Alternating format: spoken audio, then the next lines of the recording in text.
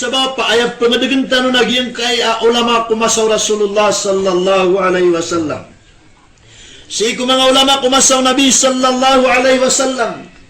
Nami adun sa pagampagan niya mufti sa 10 agulima kadakliran. Na aya pagampagan niya muftiran na sa Abu Bakar Siddiq radhiyallahu ta'ala anhu. Na si isagin kaya masatano na aya kiadno mufti na para sa gobyerno at sukayan a gobyerno. Kana uba para si kuwaga mawalla gumagalabag kuwaga mawalla. Aya kiadno mga mufti sagin kaya masa na para ko mga organisasyon at mga tindig. Na aya puduluan tano na mufti sagin kaya agama ada abon kakukoneksyonan agalabag po dunia. Kagia o pagisiing kay manto sa mga tao aad na sabutian ko agama antunay ko kuman umama alumyalakaw sa lalang ko Allah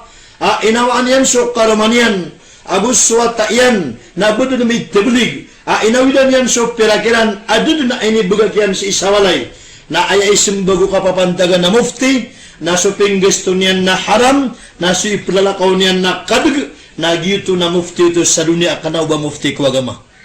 ugay na so pagampagan niya mufti ko agama sa Abu Bakar Siddiq radhiyallahu anhu na kagi malalakaw sila na gusto Rasulullah sallallahu alaihi wasallam na ayaka kasawatayan na su Asma radhiyallahu anha na biya kuntulian sulang-ulangwan at tamukiran na inawidan yan sulang-ulangwan at kwarteran na ayabu inibugak yan ku Asma radhiyallahu anha akarumaw Zubair bin Awam na subusupun tira ayat tiaguun na ator na pitro yan awa pagisyan ni inaakaw anto na iminibugak karta na kukugang kaagiyang kaya ator na tiro ang kakati suminibugak kamlalakaw kami agusto Nabi sallallahu alaihi wasallam may kaumas Abu Bakar Siddiq radhiyallahu anhu ku Nabi pagkabubaan wallah na inisya Nabi sa kanyan so Nabi ang appointed ko mga mufti kumasanyan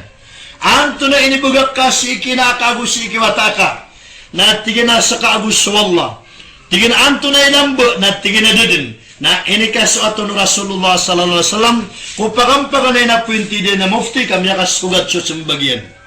ino may kandiaga sa mufti sa dunia abu sa mufti sa akhirat na ayat piya kadugo Allah na sa mufti sa akhirat